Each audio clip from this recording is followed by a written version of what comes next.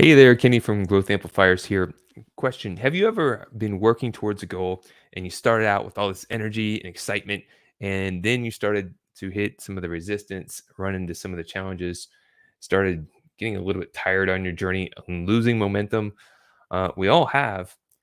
It's even more impactful when we're leading a team and the team starts losing the focus and motivation. In this video, I'm going to share 7 tips to fuel focus and motivation when executing an action plan. If you have a big rock, a big goal that you've set and you've created an action plan to go achieve it, you want to make sure that you not only have that plan, but you got to get people focused, keep them focused and motivated towards achieving those results. So here are the tips, write them down and love to hear your comments in this. All right. So number one is to regularly review progress with the team. So whether you have a team or not, regularly reviewing, hey, what's my progress with my goal? If you're aspiring to lose weight, if you're trying to save money, if you're trying to grow a certain part of your business, you want to know where your goal is and where you're at on that journey to achieve that goal. You want to review it regularly to make sure that you're making progress. This helps keep focus and make sure that you are remembering what you're working on, what you're striving towards. So you could do this weekly at the very least. And in some cases, it could be done daily. It depends on the goal, it depends on the team. If I'm working on a goal myself and it's important to me, I'm going to be reviewing it daily. If I'm working with the team and we're all taking different roles and responsibilities, I might be doing that weekly. So that's number one, review regular progress with the team. Number two, celebrate all victories. So, you know, when you're working on a big goal and it's way out there in the distance, you got to make sure that you're celebrating the victories when they happen. Imagine a football team. Can you imagine if they waited till the end of the whole game before they celebrated any scores? That would be ridiculous, right? They celebrate them along the way because they want to keep that momentum going. And you can actually see when people are playing sports, a game change its momentum when people get the energy from those small victories. Maybe it was just a field goal, but those points are points, and that energy builds momentum. So we got to celebrate all victories. Now, the next one's kind of similar in nature, but it's a little bit different. So let's say you have someone on your team and they are maybe not the A player. Maybe they do a pretty good job. They contribute, they do their part, but they're not the one that's always just doing the best. And then they get inspired, you motivated them, and then they go above and beyond their normal individual performance. You want to make sure that you acknowledge that because it's easy to miss. And if you do, what can happen is someone can feel, I wasn't acknowledged when I went above and beyond. So why should I bother? And you hear this all the time. You hear people say, I did all the stuff. No one acknowledged. Now, when we acknowledge people, when they go above and beyond, the idea is they'll say, oh, I'm acknowledged. I was encouraged to do that. And they'll increase that behavior. They'll get better at it. So you want to pay attention and making sure you're not just acknowledging the team players that are on the top performing, but you're looking at everyone's individual performance. And when people go outside of their normal comfort zone, you want to acknowledge that, encourage it. All right, so now we're looking at remind the team what's in it for them. Now, I worked for a corporation once upon a time. I'm not going to name the name here, but it was a bank. And when I first got the job, I was able to hit a certain goal each month and I got a bonus each month. It was great. And then they raised the level for the bonus so high. I would try my hardest to hit that goal and I could not achieve it anymore.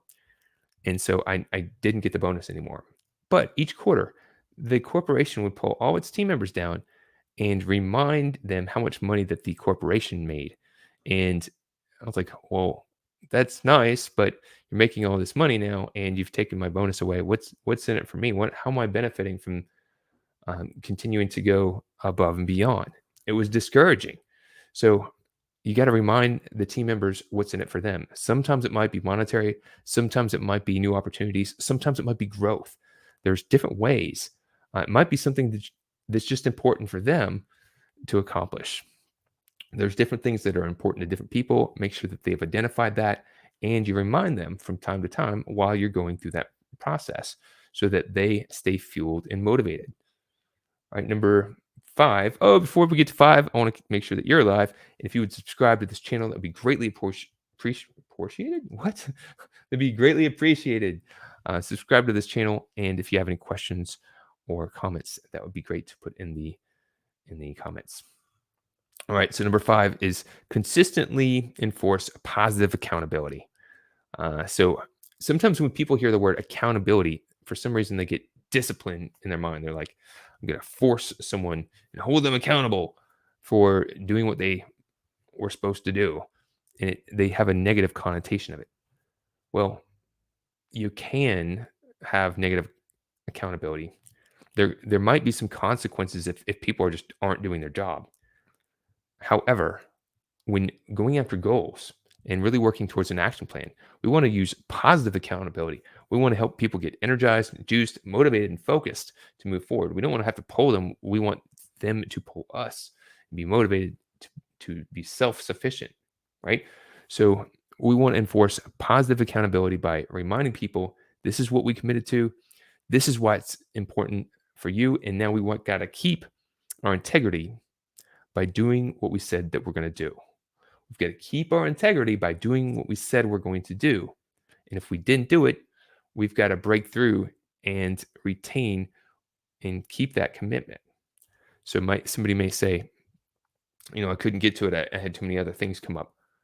Well, other things did come up, but we did commit to doing it.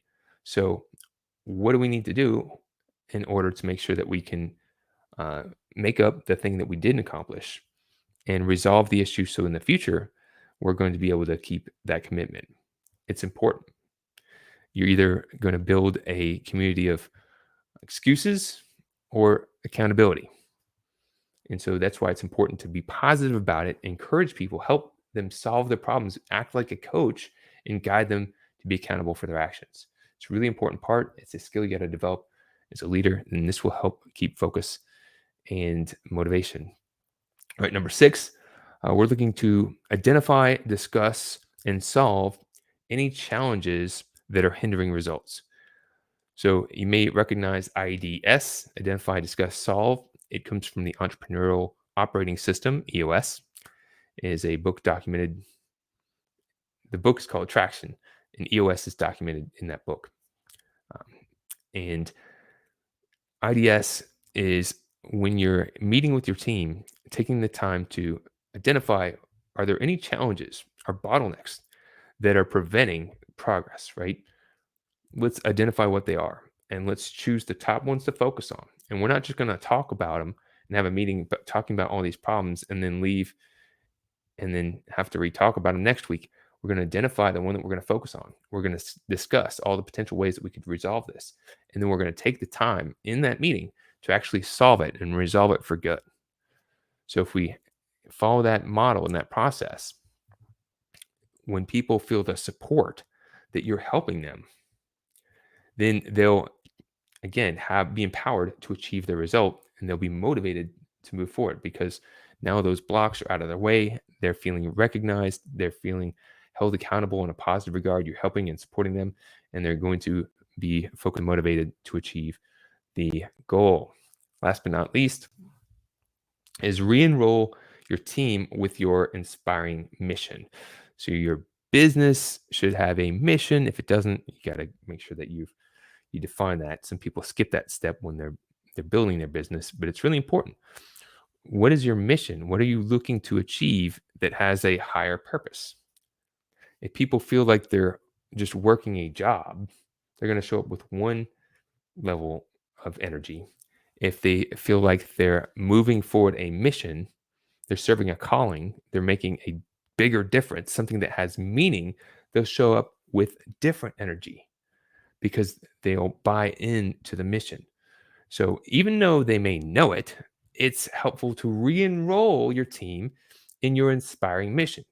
So when you put all these ideas together, that's how you can make sure that you're keeping your team focused, You're keeping them motivated, keeping them driven to be the amplifiers that they are so that they can achieve the best result that's going to better your business. It's also going to help you better serve your mission, and that has meaning.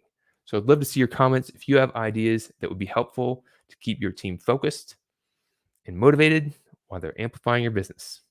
Put it in the comments. And if you have questions or would like to contribute to Growth Amplifiers, please make sure to reach out and let me know.